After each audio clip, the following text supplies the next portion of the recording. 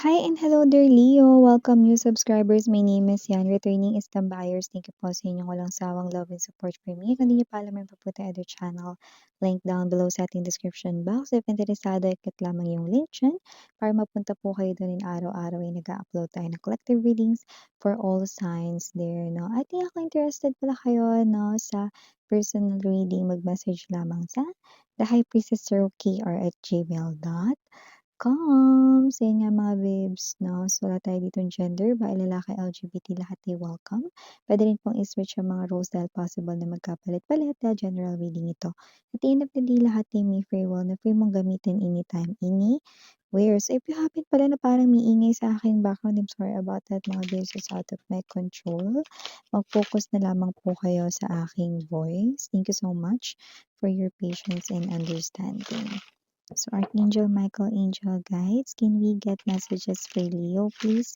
By the way, cross-watchers ni Leo or may Leo placement sa kanilang natal/birth chart, welcome din kayo. Just take only what resonates.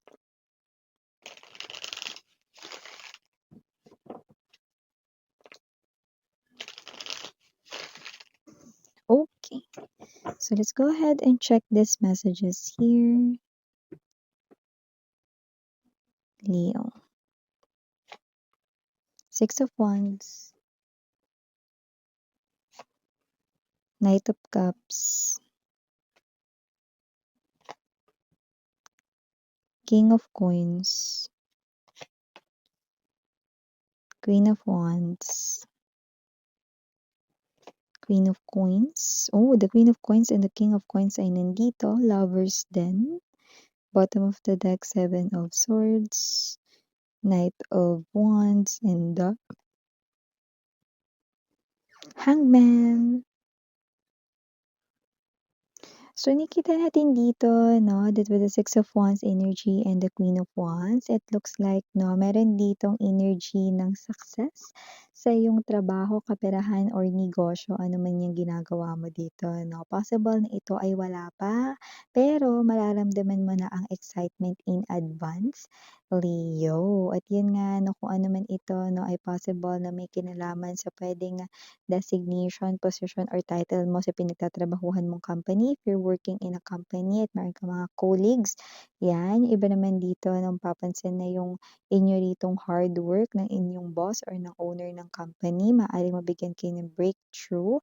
Yung iba naman dito ay ma-recognize, no, na kayo rito, no, ay someone na very dedicated sa work, no, and approachable din as well, no. Nakita ko that someone here will also gayahin kayo as their role model when it comes to career, job, no, or negosyo. Yan. So, meron ditong hindi lang compliments ang marireceive ninyo, kundi talagang cash, true money, true title, true career, through your possession, yan, no, or through your business. Okay? Wow.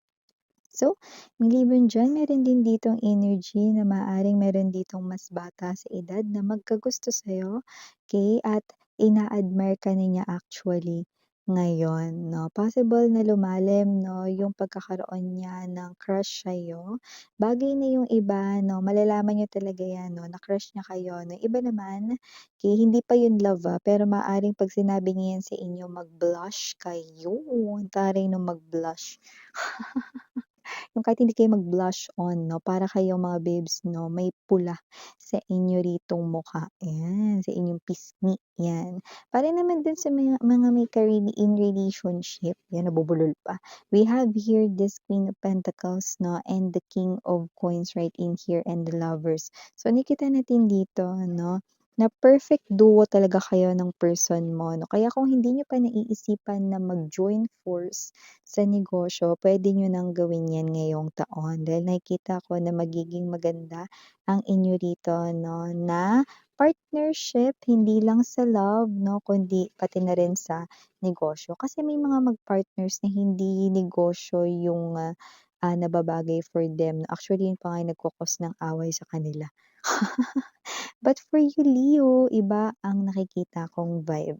With the lovers, nakikita ko dito na mas lalo pa kayong pagbubuklo din, 'no, dito, 'no, dahil nakikita ko rin na yung mga plano ninyo, 'no, regarding sa inyong future, planong pagpapakasal kung hindi pa kasal, okey, ay matutuloy, 'no, dahil nakikita ko na magwo-work ang inyong partnership, 'no, dito. Makakapag-ipon kayo ng more money para sa inyong future plans.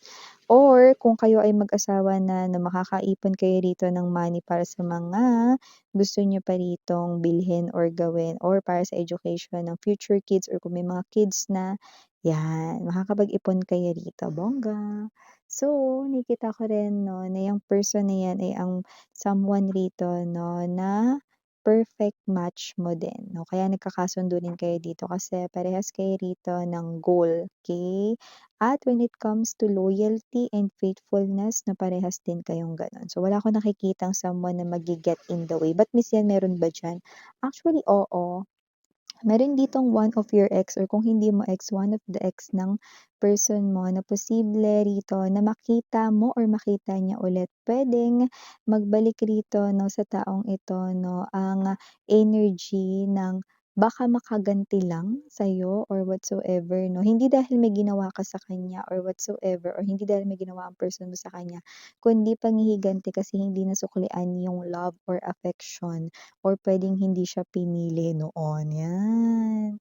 So, huwag mag-alala hindi kayo masisira ng taong iyan dahil nakikita ko paparating pa lang siya mga babes 'no, siya'y binabakuran na ni universe para hindi makalapit 'no, at saka ang tibay ng nagawa ninyong pundasyon ng iyong person dito. Bagay na nakikita kong hindi mabubuwag basta-basta ang inyong samahan kahit na ng tao pang ito, you know. Itim na kabayo ang nakikita natin dito. So, definitely 'no, hindi talaga siya ang right person para sa'yo or kung sa side naman ito ng person mo, hindi talaga siya ang right person 'no, kaya talagang meron ditong distance na, ah, namamataan 'no. Okey. So, maliban diyan may energy rin pala rito 'no, na posibleng may isang person na magsinungaling sa'yo at malalaman mo na nagsisinungaling siya at maaaring ma-disappoint ka sa kanya 'no, dahil puwedeng malapit sa'yo itong tao na 'to or close kayo, 'yan. Gano'n talaga 'yan, eh, 'no, kapag nagsisinungaling yung isang taong malapit 'no or ka-close 'no, ay, yun na talaga, 'di ba? Parang may energy talaga dito na hindi mo na siya puwedeng pagkatiwalaan or whatsoever 'no.